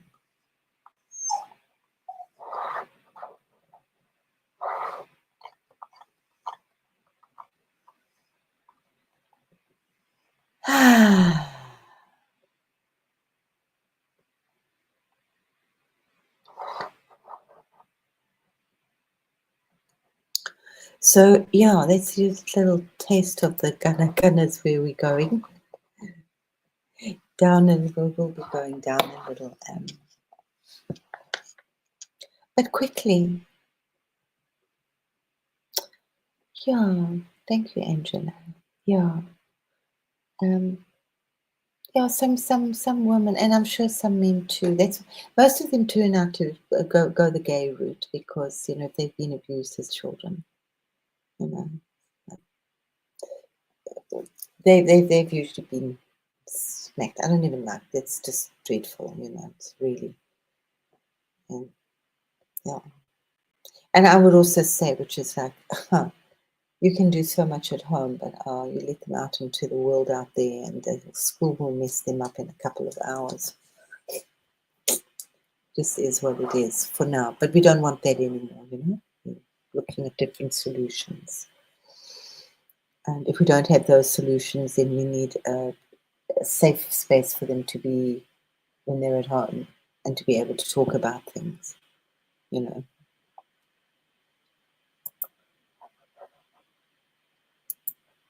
So I particularly like the flame drinker as one of anger, deep seated anger. Grief. Oh my goodness. Yeah. Actually, I have to share it. It's the invocation of the flame drinker. O sacred alchemist of anger, keeper of the red fire, I call to you now through the smoke and ember. Take the grief that smoulders beneath my ribs, the scream behind my silence, the fury I swallowed to keep the peace. Burn it, shape it, transform it, make it holy. May every wound become a weapon of light. May every scar mark my becoming. I am not afraid of my rage. I drink the fire and rise anew. I am power. I am the storm after stillness. I am the flame drinker. Mm.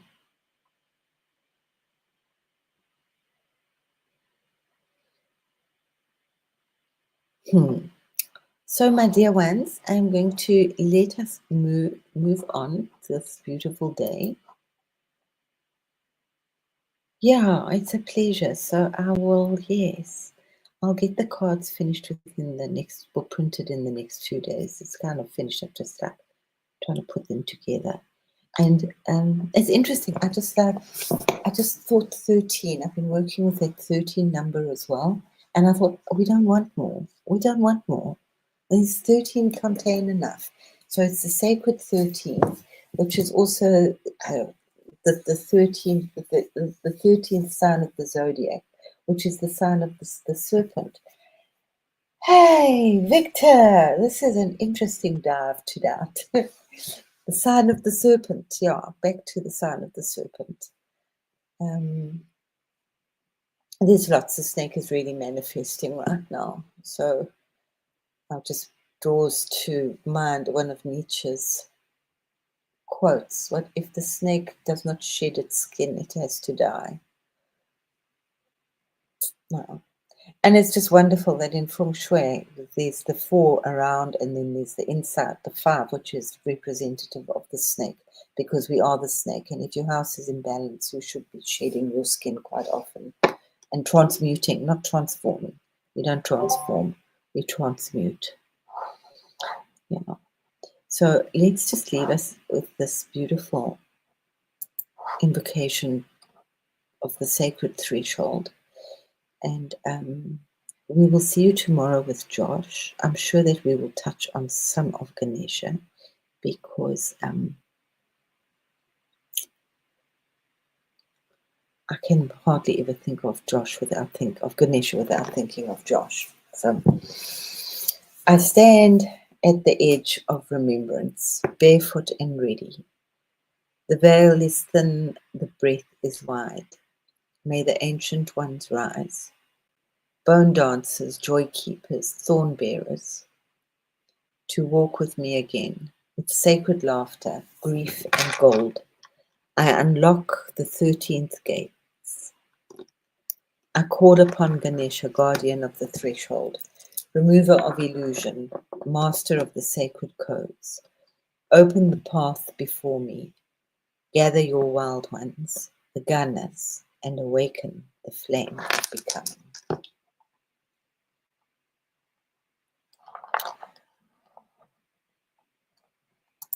So yeah, enjoy the gunners, whether you look at them as, and it's absolutely fine, as the fairy folk or as the little gremlins out there as well, the total misfits.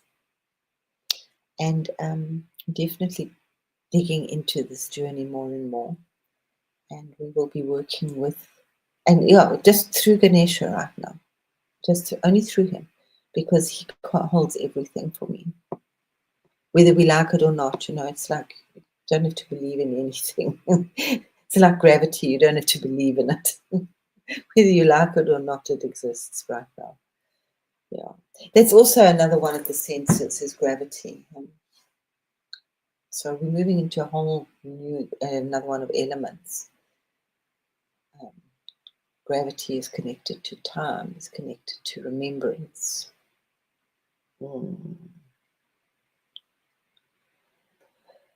Angela, yes, absolutely. So yeah, we'll do a very sacred space, and I most probably won't put it up.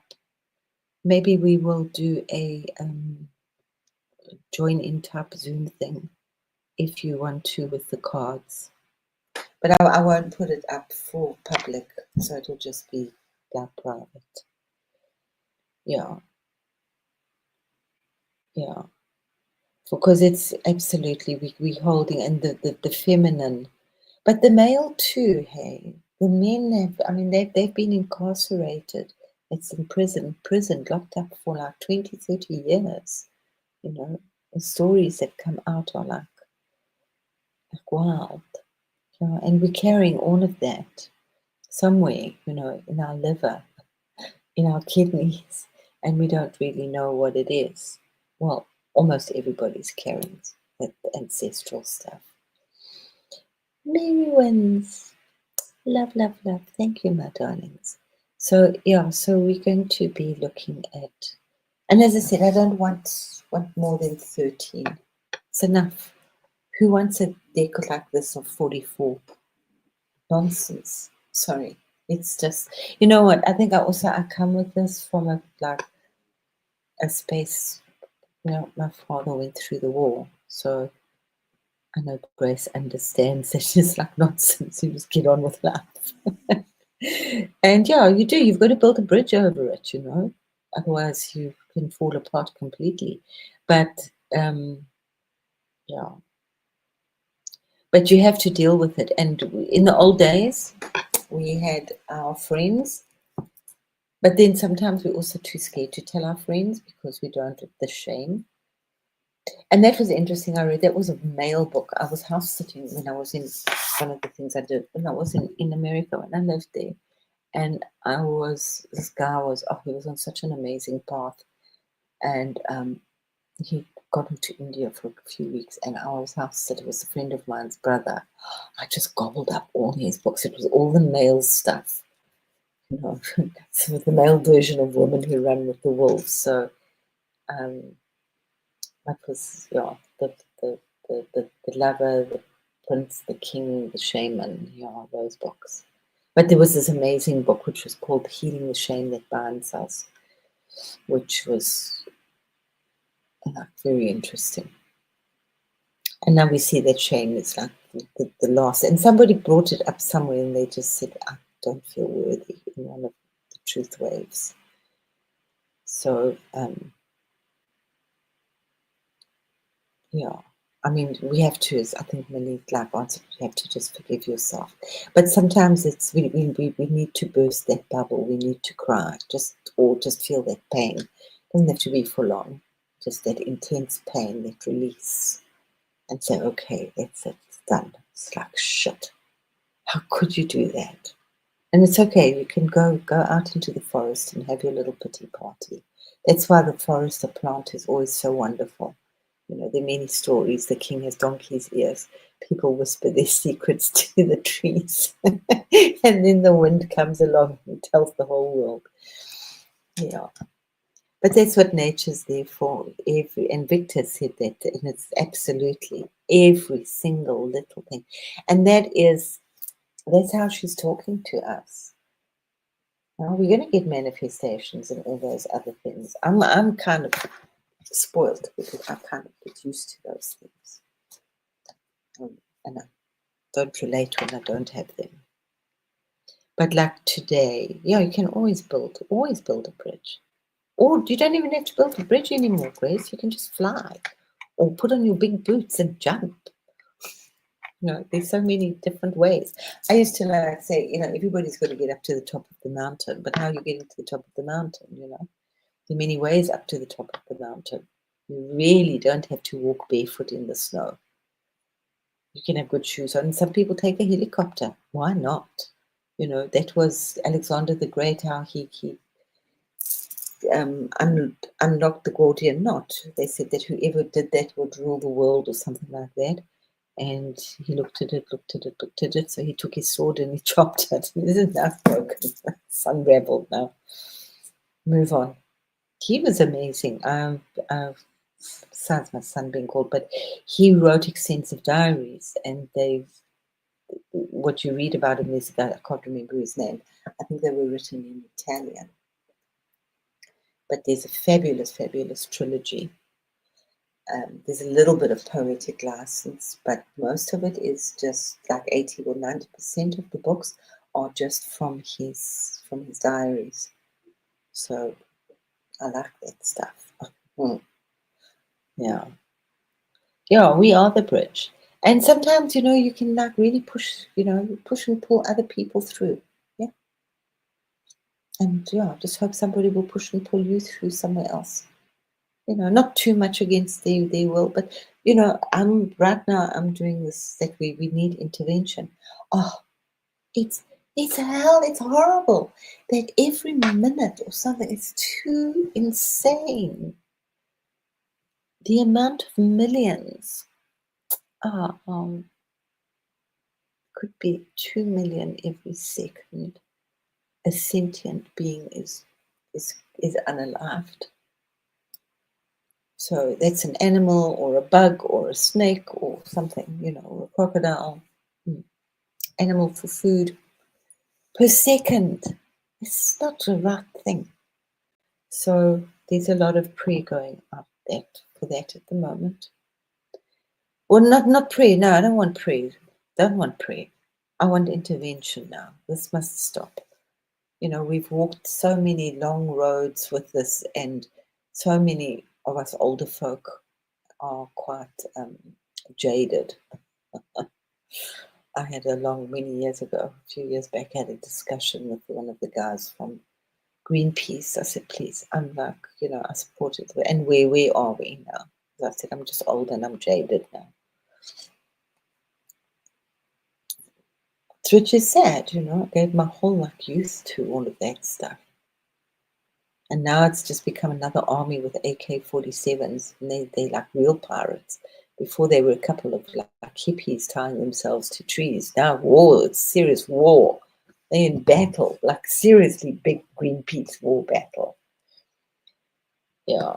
But so that's, I'm just part of this prayer that I'm working with right now is so that's, Angela, that's beautiful. Angel wings, that's very nice. Yeah.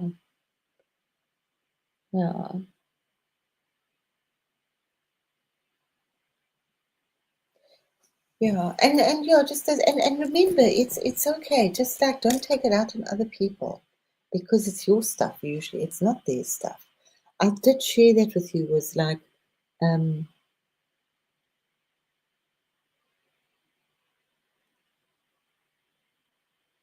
think if you say to people, somebody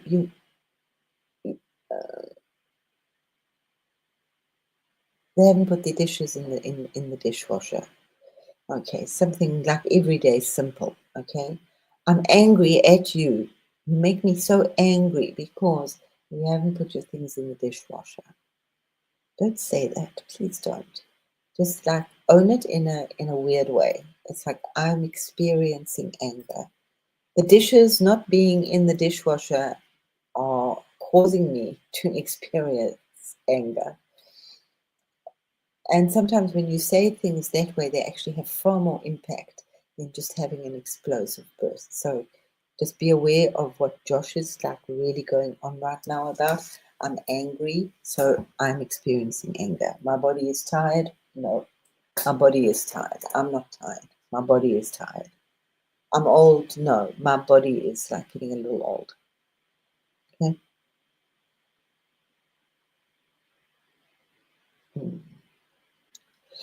Oh, absolutely, Victor. Based on expectations, I'm really looking at that one. I get angry and then I get destructive. I self-destruct. So it's no, no, no, no, no, no. Walk around in circle. I am presence, and I am one. I am. Yeah. Did it hit a note? Have you not got a dishwasher, Angela? Yeah. Oh, yeah, they make things, yeah, the dishwasher.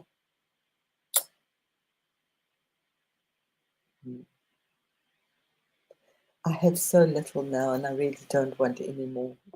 I hardly ever cook, because if I cook, then I've got to have dishes. It's not a bad. It's not such a good thing in the head. No.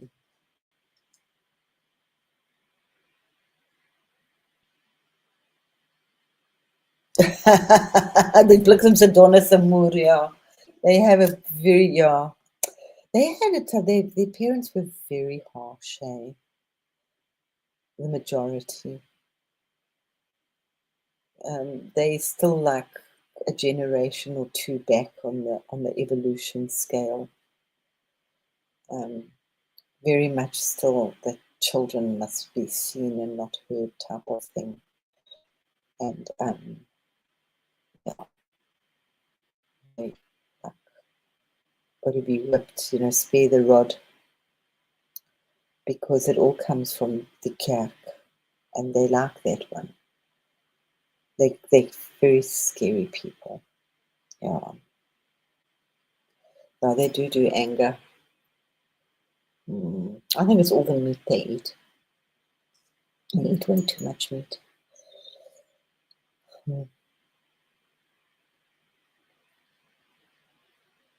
And it does make you angry, meat. But at the same time, you also something you need it. And that's just, don't judge, just like, it's like I always just say with the waters, with everything else. Just drink the best possible water that you can. And whether you're buying your water or you're getting it from a stream, still energize it. Or you're just getting it out the tap, just energize it. Eat the best possible food that you can. And choose why, yeah?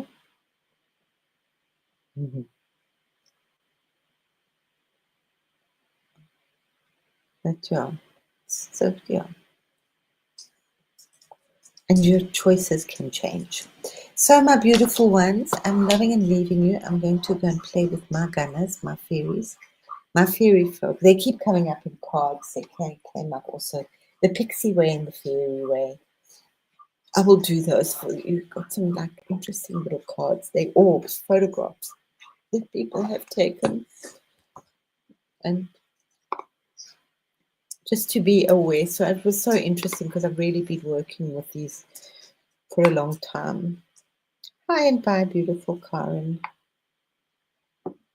I love that one. Yes. So remember that to talk nicely to yourself.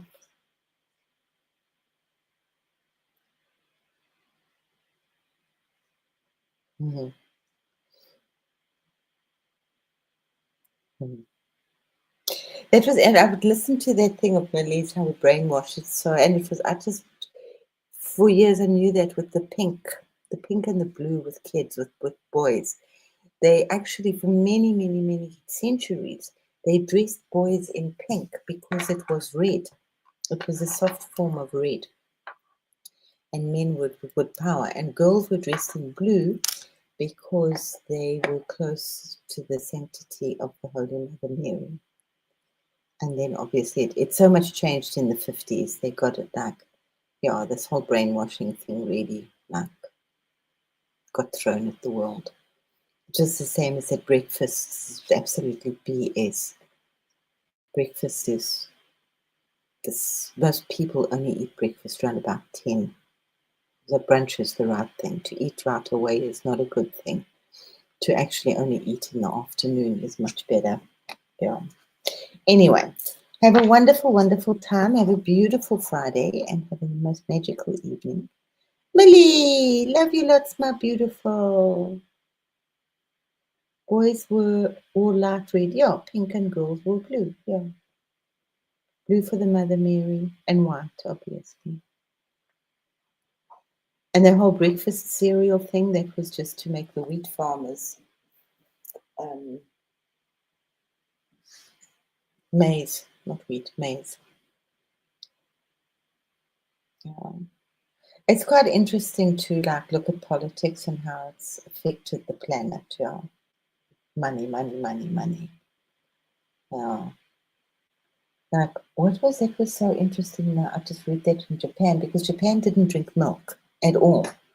Nobody drank milk in Japan. And they came over to Germany just round about the wartime, and they saw how everybody was drinking milk, and they thought, oh, well, that's a great thing, we'll do it. But everybody was so milk intolerant. But it was a good thing also to like give money for the farmers, for the milk farmers. So they forced the kids to drink milk.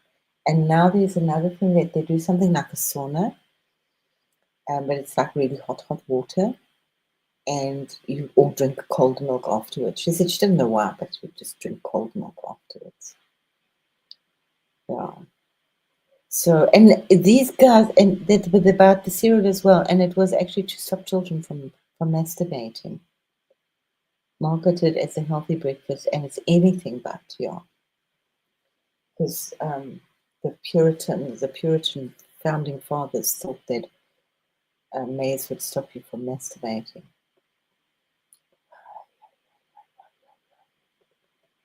Yeah, it's anything, and it's like, but most they didn't eat breakfast. They in Germany they have Frühstück. They have breakfast at school, and it's this. You take your breakfast. You got to have your little mat and your serviette and everything. You set your table at your desk at 10 o'clock because you don't. Horrified. You don't have breakfast at home. Who's got time to give you breakfast before you come to school? Besides, you work better on an empty stomach. You work quicker. Oh yeah, yeah. The programming. Yeah, and the patience that they've had. I mean, that thing that's also that's horrible. Nestle's got a lot of blood on their hands. They've got a lot of horrible people. And they went over to Africa, and they had ladies dressed up in nurse uniforms, telling them that it was much safer to drink formula water. But remember, they don't have water. They haven't got clean water, so they had to buy water. And then once they got these kids kind of onto the stuff and weaned off the thing, then they had to pay for it. They've got no money to buy food, but now they've got to buy like formula milk. It was also just like telling the body that it's not good enough. You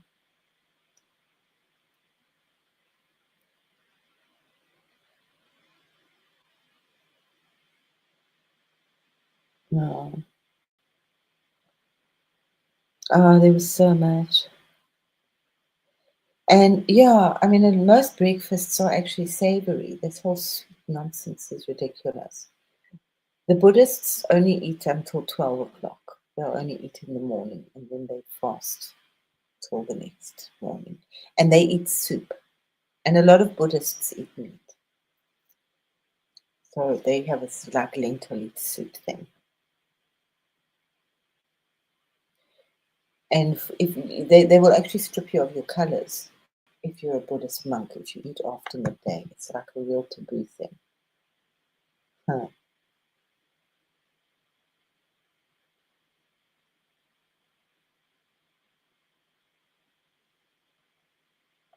Hmm. Yeah, I didn't eat breakfast. I'm not a breakfast person. And then also that whole thing of eating so much sugar. I'm still like a stagger when I think about the amount of sugar that people are eating. Where it was 1,3 kilos of sugar in a year, and it's now 1,3 kilos of sugar every 11 days. And Germany has one of the highest intakes of sugar in the world.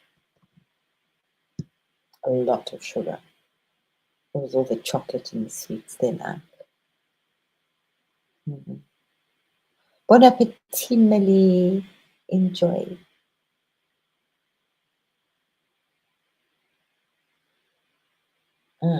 Sometimes it's nice. It really is nice just to like. So when my kids were little, it was just, I learned that thing, chocolate cake is breakfast. Instead of stressing about them not eating a proper meal or finishing the meal when they went out with their grandfather, it was, let's just have pudding, have whatever you want.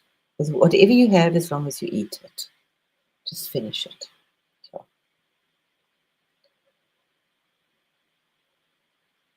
yeah, all of those things in the protein. Just listen to the body. The body does actually know, but we've forgotten our body. So we're into opening our sights again. So we'll see you tomorrow with Josh.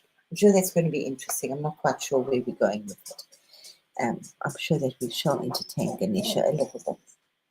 So I love us all so much and enjoy the wonderful, crazy, wild, darker side of yourself. Us beautiful beings of misfits here. Yes, we're going. I know. Love and love and love and love and love and lots of sparkles. I do like my sparkles. Many blessings, family. Bye.